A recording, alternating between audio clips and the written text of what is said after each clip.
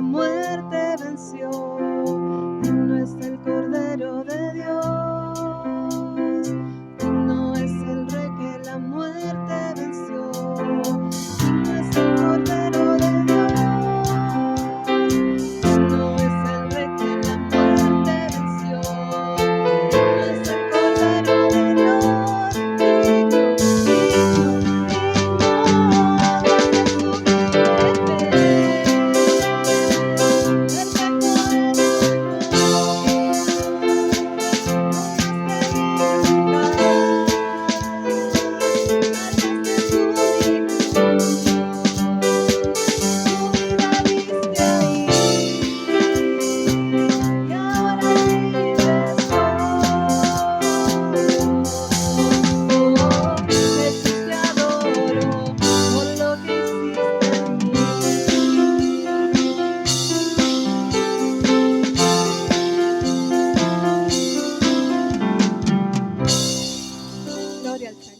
Damos gracias al Señor por poder estar juntos aquí en esta mañana.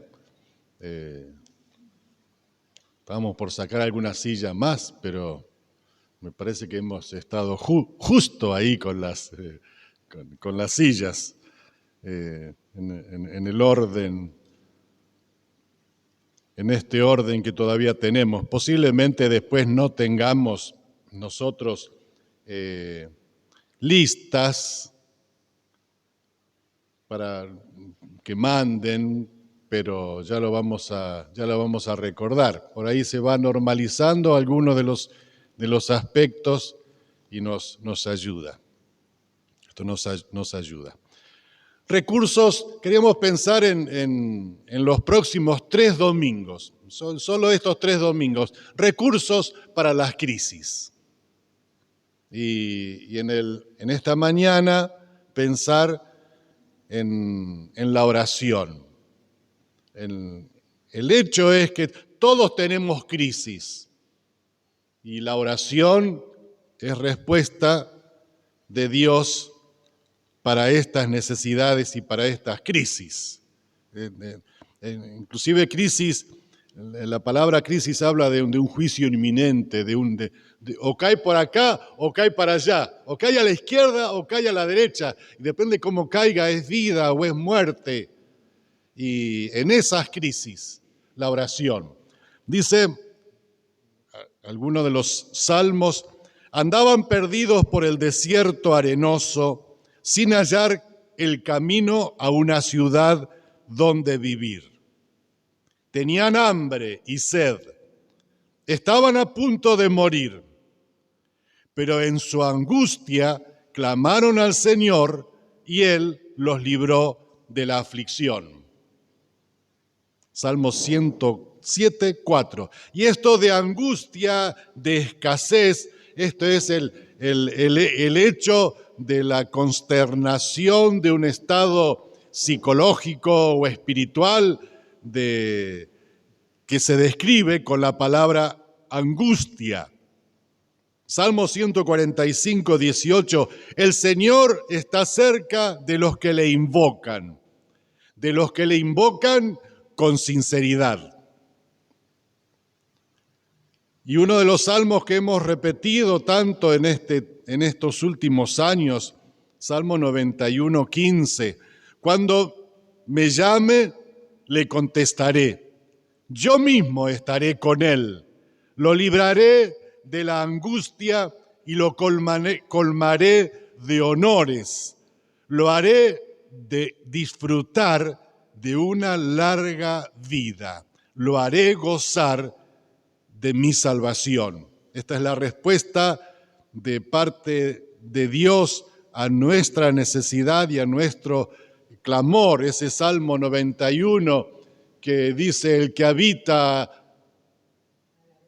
al abrigo del Altísimo morará bajo la sombra del Omnipotente. Esta búsqueda de Dios en oración, en medio de las crisis que nosotros tenemos y de los problemas que tenemos.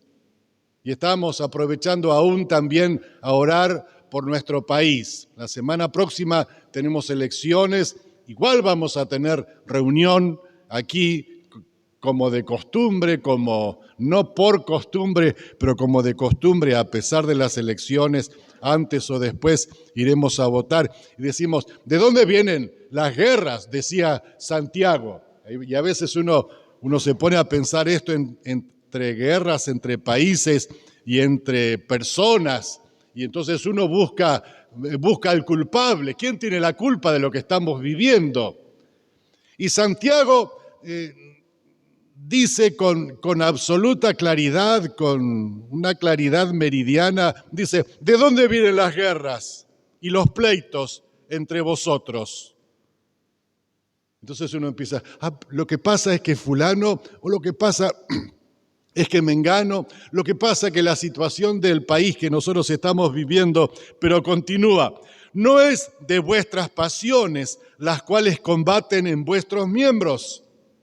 Codiciáis y no tenéis, matáis y ardáis de envidia, no podéis alcanzar, combatís y lucháis. Y esto por ahí nos identifica a muchos de nosotros que estamos combatiendo y luchando. Bueno, en esta época que se habla tanto del empoderamiento y de que tenemos que combatir, que tenemos que ser guerreros, en realidad se habla más de guerreras que de guerreros, pero bueno, las guerreras y los guerreros, toda esta lucha, pero dice, codiciáis, no tenéis, matáis, ardéis de envidia, no podéis alcanzar, combatís y lucháis, pero no tenéis lo que deseáis. Y lo dice Santiago, porque no pedís. Pedís y no recibís, porque pedís mal para gastar en vuestros deleites. Y entonces, en un momento, le preguntaron a Jesús al hablar acerca de la oración, algo que le dijeron, Señor, enséñanos a orar, como Juan el Bautista enseñó a sus discípulos. Y entonces el Señor Jesús da el Padre Nuestro como un modelo, del cual nosotros queremos tener tres palabras nada más. Ustedes tienen en mente, ni siquiera lo vamos a leer ahora, el Padre Nuestro, pero casi que podríamos repetirlo de memoria. A veces se ha hecho la lectura del Padre Nuestro como si fuera un castigo. Algunos han dicho, bueno, sí, ¿qué hiciste? Y tal cosa. 3 Padre Nuestros y 4 Ave María. Yo la Ave María no me lo sé, el Padre Nuestro sí, pero y entonces uno repite como si fuera un castigo, porque tiene que. En realidad lo que nosotros queremos pensar en esta mañana al hablar del recurso y de los recursos es el recurso de la oración en medio de la crisis. Primero tendríamos que reconocer que tenemos alguna crisis. Y si no reconocemos que tenemos crisis, no somos humanos, no somos sinceros, porque todos padecemos. Forma parte de la existencia humana. Y entonces, en primer lugar, dentro de este recurso de la oración, es un recurso para los hijos de Dios, porque comienza diciendo, Padre, Padre nuestro, Padre. En realidad, en el Antiguo Testamento tenía la noción de la paternidad de Dios sobre todo el pueblo. Pero acá el Señor Jesús empieza estableciendo esto, de decir, nos relacionamos con Dios como nuestro Padre porque nosotros somos hijos. Ahora, muy pocas veces nosotros decimos, en el tiempo de la necesidad y de la crisis, vamos a orar. En realidad tendría que decir, voy a orar. Pero voy a orar profundamente y sinceramente. Una de las cosas que nosotros descartamos en el momento de las crisis es la oración. Justamente este es el recurso. Y nosotros descartamos, no tengo ganas de orar. Hay muchas de las expresiones que a veces se dan en nosotros, los creyentes. Es decir, no tengo ganas de orar, no tengo ganas de leer la Biblia, no tengo ganas de ir a la iglesia. Son los 3 recursos que vamos a estar considerando. Primero, no tengo ganas. Cuando una vida no ora, cuando una vida no ora, cuando una persona no ora, está diciendo sencillamente que Dios no existe. No es un ateísmo teórico, pero sí es un ateísmo práctico. Dios, ¿dónde está Dios? ¿Dónde está Dios? O está diciendo que a Dios no le interesa mi existencia, entonces ¿para qué voy a orar? ¿Qué sabe Dios? Algunos le decían al pueblo en algún momento de crisis, ¿qué sabe Dios? ¿Dónde está tu Dios? Bueno, a veces yo digo, a Dios no le interesa, es indiferente a mi existencia. He orado tantas veces por esto y no he tenido respuesta. O si no, a mí no me interesan sus planes. Vivimos independientemente de Dios. Y algunos dicen, ustedes los cristianos que dependen de Dios, son dependientes. Sí, somos dependientes. Es más, los que de un club de fútbol se llaman independientes tienen como dibujito, símbolo, el diablo. Los diablos rojos de Avella. No tiene que ver esto demasiado, pero digo, es el diablo el que nos lleva a no buscar la oración. Es el diablo que nos aparta, por lo menos uno de ellos. Pero si nosotros decimos, no es simplemente orar, bueno, sí, Señor, toma todas mis cargas, toma todas mis luchas, en el nombre de Jesús, amén. No es esta la idea, pero el Señor Jesús va repitiendo en el Sermón del Monte con cierto énfasis esta idea de somos hijos de Dios, busquemos a Dios como nuestro Padre celestial, el Padre nuestro que está en los cielos, pero que está con la mirada en la tierra, en nuestra vida, en nuestros intereses. Hablando de los gentiles, dice, no sean semejantes a ellos, a los gentiles, porque vuestro Padre sabe qué cosas tenéis necesidad antes que vosotros le pidáis. Mateo 6, versículo 32 también, los gentiles buscan todas estas cosas, pero vuestro Padre Celestial sabe que tenéis necesidad de todas estas cosas. Mateo 6, 26, mirad a las aves del cielo, no siembran, ni siegan, ni recogen en graneros. Vuestro Padre Celestial las alimenta. ¿No valéis vosotros mucho más que ellas? Y esta es la pregunta que espera una respuesta. ¿No valgo yo más que un pajarito? Sí, los únicos pájaros que se mueren de hambre son los que están en la jaula y nos olvidamos de darle de comer. Si no, consiguen alimento. Porque Dios los alimenta. Y entonces la idea, el pensamiento de Jesús es que tenemos un Padre. A los suyos vino y los suyos no le recibieron, dice Juan 1:12. Mas a todos los que le recibieron les dio el poder de ser hechos hijos de Dios. Esto que cantábamos también hace un momento, que hemos sido adoptados o que hemos nacido por obra del Espíritu Santo. Entonces, por allí la pregunta es esta. ¿Estoy recurriendo yo a Dios como mi Padre, pero soy hijo de Dios? El apóstol Pablo decía a los corintios, examínense a ver si ustedes están en la verdad.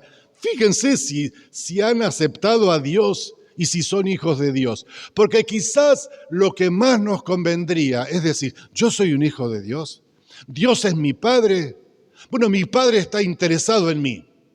Eso lo declara la palabra de Dios. Y entonces, y nosotros vemos aquí cuando uno establece esta relación.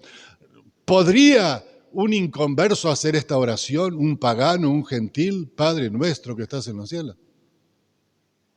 Padre de ellos, padre de otros. Pero Jesús da por... Miren, en la oración modelo, el Señor presenta 3 personas o 3 grupos de personas. Primero, Dios, a quien dirigimos la oración. Y dice que es Padre. Segundo, habla de los hermanos, porque dice nuestro. No es Padre mío. Está muy lindo cuando oramos Padre mío, Dios mío. Son expresiones válidas. Pero cuando oramos en público, se espera que tengamos conciencia de otros hermanos, de nuestros hermanos, y que oremos en base a todo esto, Padre nuestro. Están los hermanos, a quienes nosotros tenemos que perdonar porque hemos sido perdonados. No sé quién era que decía alguna vez, corta la bocha. Él nos perdonó, tenemos que perdonar.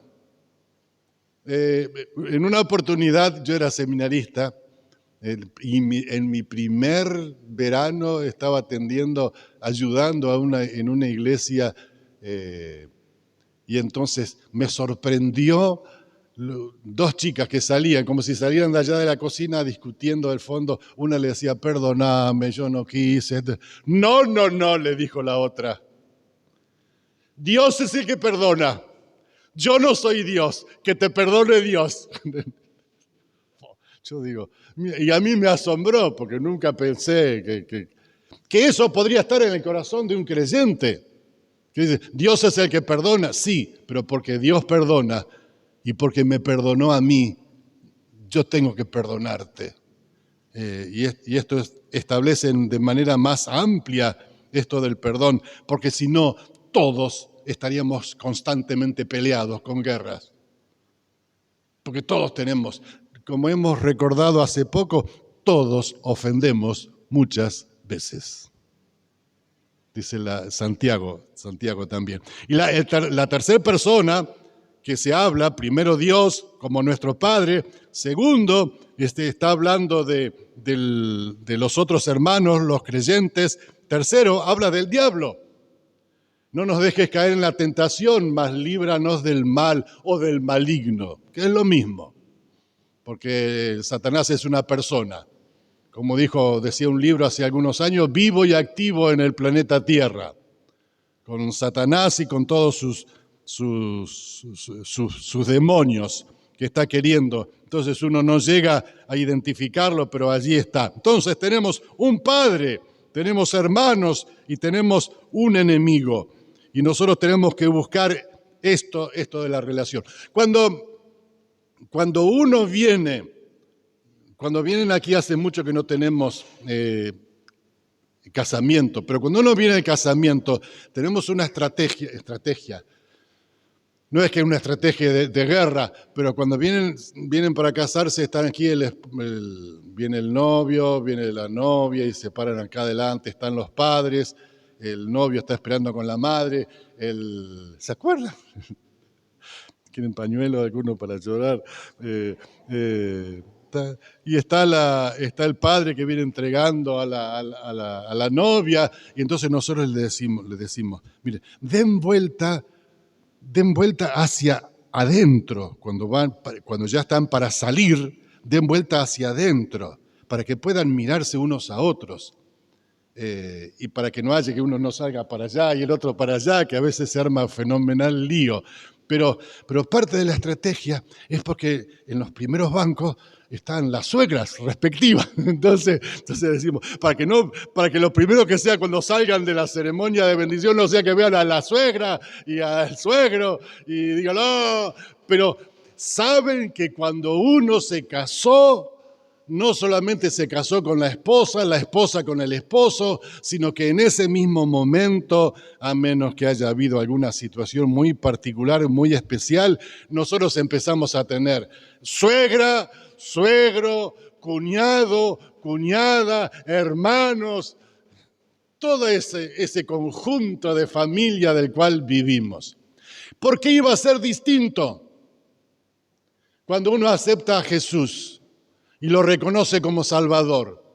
Uno reconoce al Señor como nuestro Padre, a Jesús como nuestro hermano, al Espíritu Santo como nuestra guía y reconoce o debe reconocer al diablo como nuestro enemigo,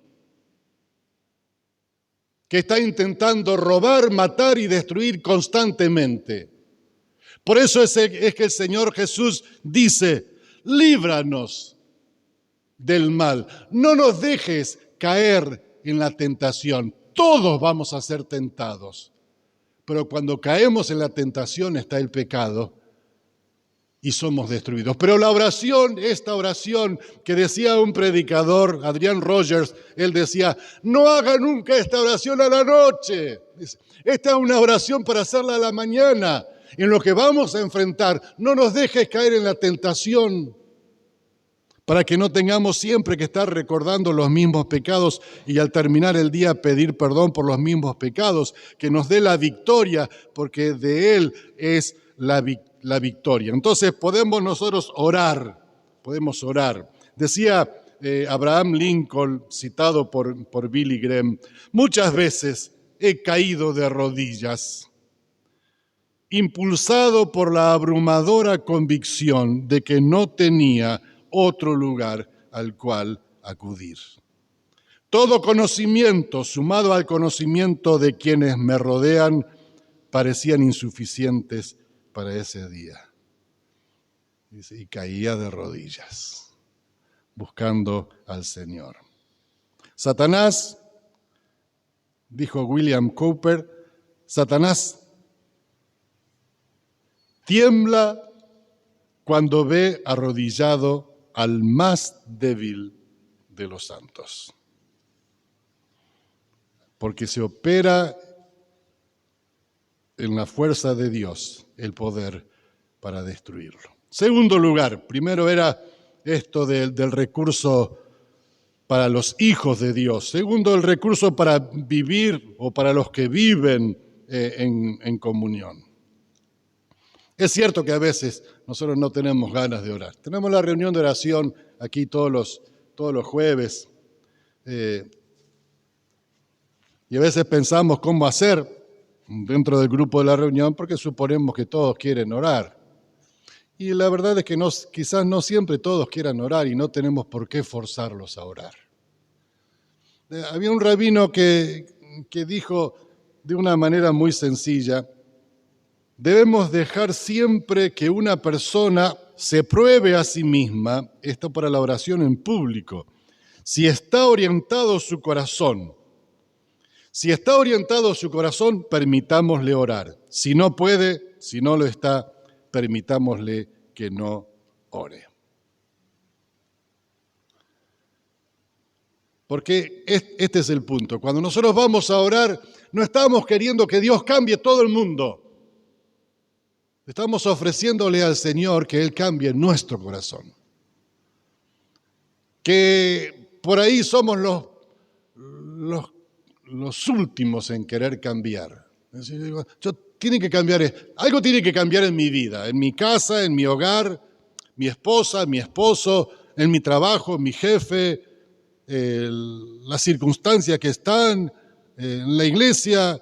Algo tiene que cambiar acá, en el barrio, en nuestro país, algo tiene que cambiar, alguien tiene que cambiar, que cambie. Y Dios dice, vos tenés que cambiar. Y si estás dispuesto a cambiar, esa es la obra que Dios va a hacer. Y si no está dispuesto, bueno, permitámosle no orar en público, decía este rabino, pero que hasta que en un momento esté dispuesto para hacerlo. Hay dos oraciones que hizo el hijo pródigo. En realidad, siempre me gusta recalcar que las parábolas en Lucas 15 no deberían llamarse tanto la oveja perdida, la moneda perdida, ¿cómo se llama la tercera? El hijo pródigo. Pero no es coherente esto.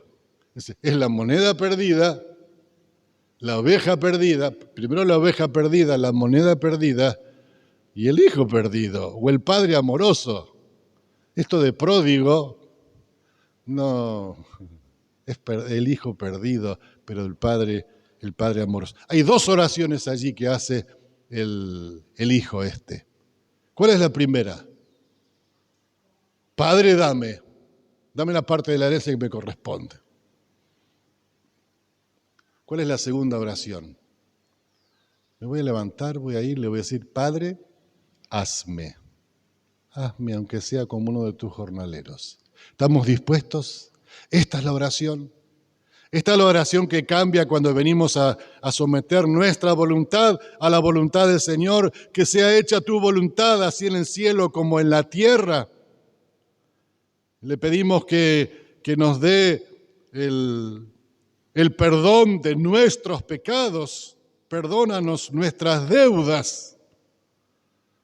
Y le pedimos resistir al enemigo en el nombre del Señor.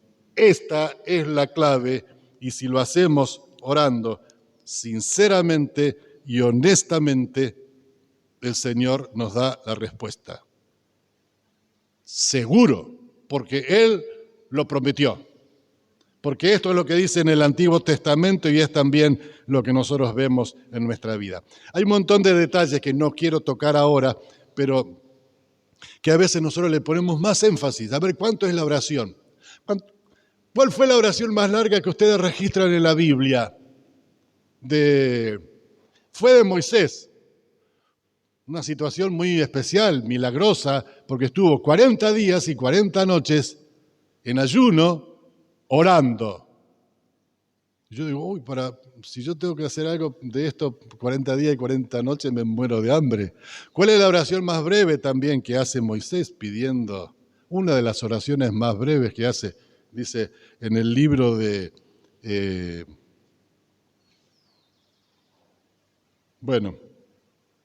Números, dice, acerca de su hermana, dijo, te ruego que la sanes ahora. 6 palabras. No ayunó, no oró más que estas 6 palabras así, y el Señor la sanó.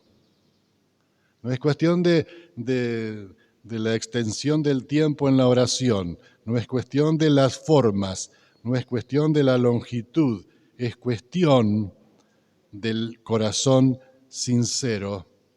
Y entonces el recurso que Dios nos da para, en tercer y último lugar, recursos para obedecer, porque le amamos, porque Él es nuestro Padre, y si realmente Él es nuestro Padre, en un momento dado Jesús estaba hablando al grupo de discípulos y vienen a avisarle que la madre y los hermanos estaban afuera y que querían verlo.